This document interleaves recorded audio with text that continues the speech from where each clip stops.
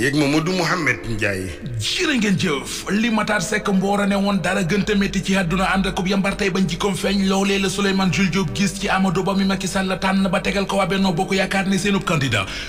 bi l'Observateur moom Souleymane Jules Diop ambassadeur bi teewal Sénégal ci UNESCO moo ne woon démb ganuk émission Grand Jury ci rajo Futur Média ba ñu ko laajee lu mu xalaat ci candidat Benno Bokk Yaakaar bi di Amadou Ba ca la leen ne man moom la àndal à 100% te loolee du tey dafa yàgg waaye Amadou Ba mi ma gis bu dee moom ak moom rek waa Benno Bokk Yaakaar gagné guñu ay élection Souleymane Jules Diop ne Amadou Ba wanewul dara luy mën a tax askan yu mën a gëm ne mën naa jiitam réew Amadou Ba tooy na Amadou Ba géey na Amadou Ba boole na yàcca gesar dóorul fayul mu ne dafa war a jóg di dem ci nit ñi dafa war a rassurer majorité bi ko jiite ku am ay qualité la waaye li mu nekk bu ci jugul présidentielle 2024 yi bu ñu ko séqee ak opposition bu organisé dañuy wulli source waa nañu Souleymane Jules Diop nee na Amadou Ba mii ñu gis ñoom ñi ci majorité bi tàmbali nañu ci moom ndax danay yàcc na yasar dóorul fayul Vox Populi bind ne Souleymane Jules Diop wax na ñeenti dëggam seen candidat bi di premier ministre Amadou Ba Souleymane Jules Diop mu dët mu mel ne ku jaaxle ci xët mu njëkk Rewmi Quotidien journal bi bind ne gis na xaat defetu waa Benno Bokk Yaakaar ci présidentielle 2024 yi journal lay fa nañu nit ku amorphe moom la Souleymane Jules Diop gis ci seen candidat bi di Amadou Ba keneen ku ko gisal leneen ba di ko wax feneen mooy Abdoulaye Bibi Baldé mi ngi ci xët mu njëkk la Sénégal Bibi Baldé nee na Amadou Ba dalul am xel te su moytuwul dana yàq Benno gi ci biir Benno Bokk Yaakaar ndax bi ko Macky Sall tànni ba léegi def ko candidat ñaxtu yi xultu yaa ngi ne kurru ci suñu biir Souleymane Jules Diop mi wax démb ci Grand Jury bu RFM ne dañoo war a reporter élection présidentielle 2024 yi direct ñu sa jàpp na ne lu état bi di ruumandaat ak di xumtoo moom la Souleymane Jules Diop biral ca kaw ndax naar bu ndaw lu mu wax ca xayma ba la ko déggee journal bi mi ngi laaj lan la état bi di tiit ak di patpati ba tax mu taxaw ci tànki bëgg report élection présidentielle 2024 yi ndax 1963 ak 1968 moo gënoon a jaxaso 1988 ak 1993 ñëw ne ko danduma 2012 rek dara gënu ko fi woon a jaxasoo te terewul bi ñu fi waree organiser ay élection dañu ko def Souleymane Jules Diop ni ñu ci point actu réewum Sénégal parewul ngir organiser élection te bu ñu forcé coow dina bari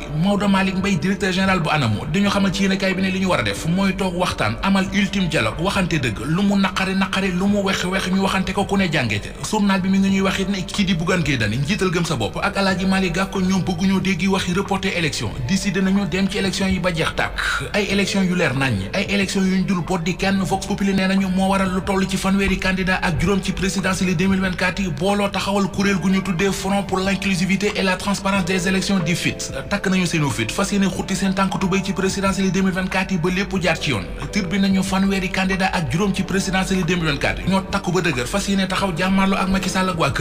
këram yi moom Macky Sall kenn ci ñoom di Abdoulaye Daouda Diallo président conseil économique social ak environnemental point actu nee nañu ngemb na Mamadou Salif Sow directeur général des ASP dooleel ko ngir mu renforcer Benno Bokk Yaakaar ci diwaanu Ndakaaru ci naka journal bi nañu ay financement la ko jox ngir mu baaxee ko jigéen yi ci Ndakaaru ak ya ca banlieue ba Kédougou tournée économique ba fa président Macky Sall di def moom la li quotidien xëye ba di ñu yeggee réalisation yi état bu Sénégal def ca dëkk ba le mandat xëy taxaw ci courant ba ca Kédougou bokk na ci ay investissement yu rëy yu waa ASER di agence électrification rurale def ba ci convention bu ñu def ak commune bu Sabodola ànd ak entreprise bi di Sabodola Gold Opération mu jur 47 kilomètres ligne moyenne tension fexeet ba dugal courant bi ci juróom-ñaari localité bu Bargny gaalug loo ca ga fa déparé woon doon dem Espagne te farteere ca gàddaay ga ca Géejawaay libération mi ngi ñuy wax ne am na ñetti néew yu géej gi goqi keroog ca gaalug loo ca ga ca la ñu ne woon ñaar ñi ñoo nga leen fekk ca plage bu Jàmmalaay beneen néew bi ci des ñoo ngi ko gis ca plage bu Déni Géej Nord